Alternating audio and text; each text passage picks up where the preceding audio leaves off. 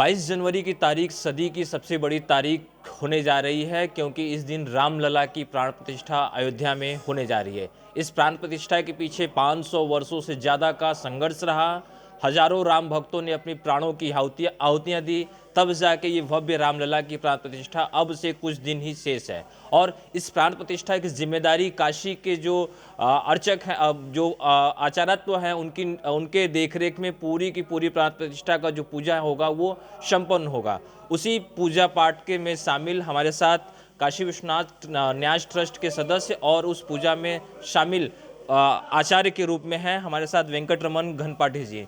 सबसे पहले तो बहुत बहुत बधाई कि ऐसे ऐतिहासिक काम के लिए काशी की तरफ से प्रतिनिधित्व करने का मौका आपको भी मिला है।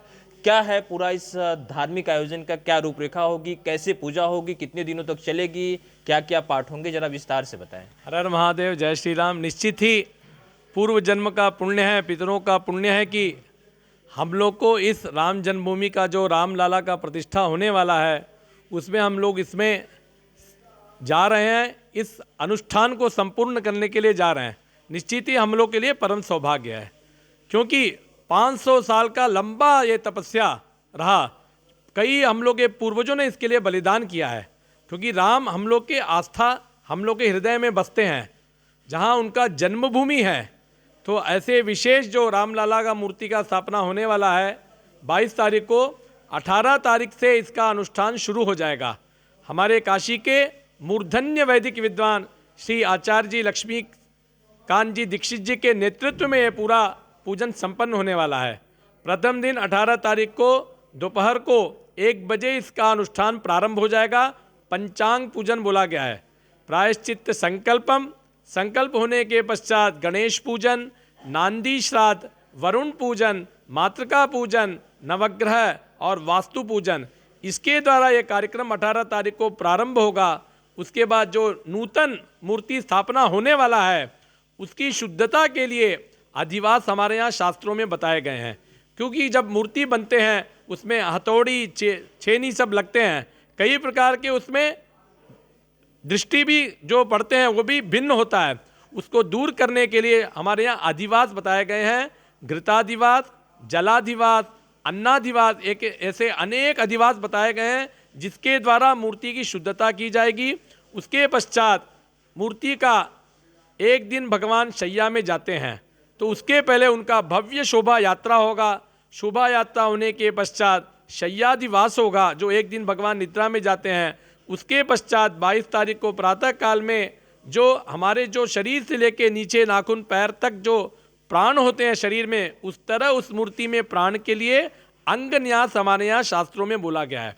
अंगन्यास माने सिर से लेके पैर तक मंत्र उसके लिए विशेष बोले गए हैं। उस मंत्रों के द्वारा उस मूर्ति में प्राण दिया जाएगा।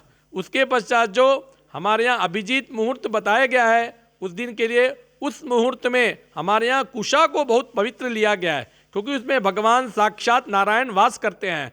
उस तरह उस मूर्ति के मध्य में कुशा और स्वर्ण शलाका रखा होगा, जो हमारे यहाँ मुहूर्त विशेष बताया गया है। अभिजीत मुहूर्त 12:29 से जो बताया गया है, उस मुहूर्त में हमारे देश के माननीय प्रधानमंत्री के द्वारा उस कुशा और स्वर्ण शलाका को खींचा जाएगा। खींचते ही उस मूर्ति का प्राण प्रतिष्ठा संपन्न होगा। उसके निमित्त विशेष मंत्र जो उस समय बताए गए हैं, हमारे जो वैदिक विद्वान वहाँ रहेंगे उस मंत्र का पाठ करेंगे। उसके बाद जैसे ही मूर्ति का प्राण प्रतिष्ठा हो जाएगा, षोडशोपचार पूजन जो विशेष बताया गया है, षोडशोपचार पूजन होगा। उसके पश्चात महा आरती होगा। इसके द्वारा उसके बाद उत्तरांग पूजन जो 5 दिन से अनुष्ठान चल रहा है, उसकी पूर्णाहुति भी उस मूर्ति स्थापना के पश्चात वहीं पर संपन्न होगा। गुरु जी, वेद उपनिषद का भी पाठ होना बताया जा रहा है। रामायण की जो वाल्मीकि द्वारा लिखित रामायण है उसके भी पाठ की भी बात करिए, तो क्या इसका क्या महत्व है? क्योंकि वेद हमारे अपौरुषेय हैं। जो मूर्ति होता है उसमें चैतन्य कैसे आता है, देवत्व कैसे आता है, इन मंत्रों के द्वारा। मंत्र के बिना भगवान भी अधूरा है। इसलिए इस जो विशेष अनुष्ठान, क्योंकि ये बहुत बड़ा हम लोग के लिए गौरव का विषय है, जिसके लिए 500 साल का लंबा इंतजार हम लोग ने किया है। तो इसके लिए जो हमारे यहाँ 4 वेद बताए गए हैं, जो वहाँ पर मंडप बन रहा है, पूर्व में ऋग्वेद, दक्षिण में यजुर्वेद, पश्चिम में सामवेद और उत्तर में अथर्ववेद, इस तरह जो चारों वेदों के विद्वान हैं वहाँ पर बैठ के चारों वेदों का सुस्वर के द्वारा वहाँ पर वेद पाठ करेंगे, उसी प्रकार उपनिषद का पाठ करेंगे, उसी प्रकार हमारे जो 18 पुराण बताए गए हैं, तुलसीदास रामायण, वाल्मीकि रामायण, कंब रामायण जो दक्षिण का बहुत प्रसिद्ध है, उसके भी जो विद्वान आएंगे वहाँ पर बैठ के इस रामायण का पाठ करेंगे। गुरुजी, हम एक चीज़ ये भी जानना चाहेंगे, काशी भगवान राम की जो है, भगवान जो राम हैं उनके आराध्य भगवान शिव हैं। शिव की नगरी से बहुत सारे सामान भी जा रहे हैं, आचार्य लोग भी जा रहे हैं, यहाँ से तमाम जो उनका जो काशी जो कि भगवान शिव की अति प्रिय है, राजधानी भी है, वहाँ से तमाम उपहार भी जा रहे हैं। तो काशी और भगवान अयोध्या का संबंध आप कैसे देखते हैं? निश्चित ही जो हमारे यहाँ 7 पुरियाँ बताई गई हैं उसमें अयोध्या भी आता है, काशी भी आता है, लेकिन काशी अति विशेष है। क्यों? शिवस्य हृदयम विष्णोः विष्णोश्च हृदयम शिवः। भगवान विश्वनाथ के हृदय में भगवान विष्णु विराजते हैं, भगवान राम के हृदय में भगवान विश्वनाथ विराजते हैं। और ये काशी को मोक्ष भूमि बताया गया है। तो कैसे बताया गया है? यहाँ पर मोक्ष प्रदान के लिए भगवान विश्वनाथ जी राम राम नाम का तारक मंत्र दे के मोक्ष प्रदान करते हैं। इतना गहरा भगवान राम जी और विश्वनाथ जी का आस्था दोनों के हृदय में बसते हैं। और काशी में तो अयोध्या नगरी बताई गई है, जो हनुमान घाट है, यहाँ पर साक्षात भगवान राम जी ने चारों भाई के साथ यहाँ पर आया, अनुष्ठान किया, गंगा स्नान किया और यहाँ शिवलिंग के रूप में विद्यमान है।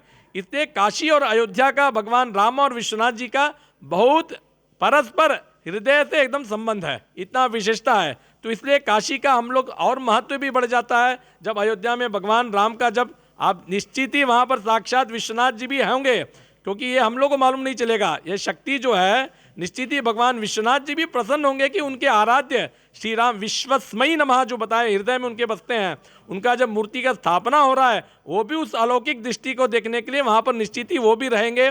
और हम लोग का परम सौभाग्य है, काशी से अनेक विद्वान जा रहे हैं, जो वहाँ पर यज्ञ में प्रयोग होने वाले वस्तु हैं वो भी यहाँ से जा रहे हैं, जैसे वसोद्धारा पात्र और यज्ञ के निमित्त जो विशेष विशेष पात्र बताए गए हैं। और जो यहाँ से एक एक पूजा की सामग्री, गोल सुपारी हुई, हल्दी हुई, सब सामग्री यहाँ से जा रही है। निश्चित ही ये हम लोग के लिए गौरव का विषय है। हम सभी भारतवासियों से यही विनम्र निवेदन करते हैं कि 500 साल के बाद भगवान रामलला जी का मूर्ति स्थापना होने वाला है। उस दिन निश्चित ही पूरे भारतवर्ष में दीपावली जैसा रौनक होना चाहिए। आप सभी लोग से निवेदन है। हर हर महादेव, जय श्री राम। गुरु जी, एक आखिरी सवाल, किस रूप में भगवान रामलला वहाँ पे विराजित होंगे? साथ ही साथ जो मुख्य पुजारी होंगे, पुजारियों के अलावा उस पूजा स्थल पे मुख्य यजमान के रूप में कौन कौन से और कितने लोग शामिल होंगे? मुख्य यजमान के रूप में वहाँ तो 11 लोग बताए गए हैं। वहाँ पर जाने के पश्चात ही मालूम चलेगा। निश्चित ही उसमें हमारे जो वहाँ के जो ट्रस्टी लोग हैं अयोध्या मंदिर के, वो लोग उसमें शामिल हैं। अन्य लोग कौन है अभी उसके बारे में मालूम नहीं है, लेकिन जो यजमान है वो वहाँ पर रहेंगे, क्योंकि उनके द्वारा ही ये संपूर्ण कार्य संपादित होने वाला है। और वहाँ पर हमारे देश के यशस्वी प्रधानमंत्री जी के प्रतिनिधि के रूप में भी लोग रहेंगे, जिनके हाथों के द्वारा ये सब कार्य संपन्न होने वाला है। किस रूप में रामलला का वहाँ प्राण प्रतिष्ठा होगी? पूरा वैदिक रीति जो हमारे यहाँ शास्त्रों में बताया गया है, एक मूर्ति का स्थापना कैसे होना चाहिए, वो वैदिक रीति के द्वारा ये मूर्ति का स्थापना होने वाला है। क्योंकि एक मंदिर बनाना बड़ा बात नहीं है, वो जो वहाँ कार्य हो रहा है, एक एक पूजा जो हमारे यहाँ शास्त्रों में बताया गया है, वो विधि सही होने चाहिए। निश्चित ही जो भी विद्वान वहाँ जा रहे हैं, सब एक से बढ़ के एक विद्वान जा रहे हैं इस कार्य को संपादन हेतु। निश्चित ही जो मूर्ति का स्थापना होने वाला है बहुत ही भव्य होगा, बहुत ही सुंदर होगा, शास्त्र विधान से होने वाला है। धन्यवाद। ये थे 121 ब्राह्मणों में से एक, जिनका दल रामलला के प्राण प्रतिष्ठा के लिए जाएगा और पूरे बाकायदा 18 तारीख से लेकर 22 तारीख के बीच में जो वेद पाठ होंगे, जो धर्म कांड के अनुसार जो उनकी प्राण प्रतिष्ठा होगी, उसमें ये शामिल होंगे। साथ ही साथ पूरी भारत उस दिन दिवाली के रूप में मनाएगी, क्योंकि 500 वर्षों के लंबे संघर्ष के बाद रामलला खुद जो अब तक खुले में विराजते थे, एक भव्य और दिव्य उनकी जो मंदिर होगा उनके लिए, उसमें वो विराजमान होंगे। और इसके लिए न सिर्फ काशी ही बल्कि पूरे भारत समेत दुनिया के तमाम ऐसे राज्य, तमाम ऐसे देश जहां पर हिंदू लोग निवास करते हैं, वो लोग भी दिवाली के रूप में 22 जनवरी को मनाएंगे। इसको देखते हुए प्रदेश सरकार की तरफ से पूरे उस दिन स्कूल कॉलेज को बंद कर दिया गया है। साथ ही साथ हर जगह राममय बनाने के लिए जो प्रयास है वो लगातार शुरू कर दिए गए हैं। फिलहाल सारा समय के लिए वाराणसी से कैमरा पर्सन संजय गुप्ता के साथ अभिषेक।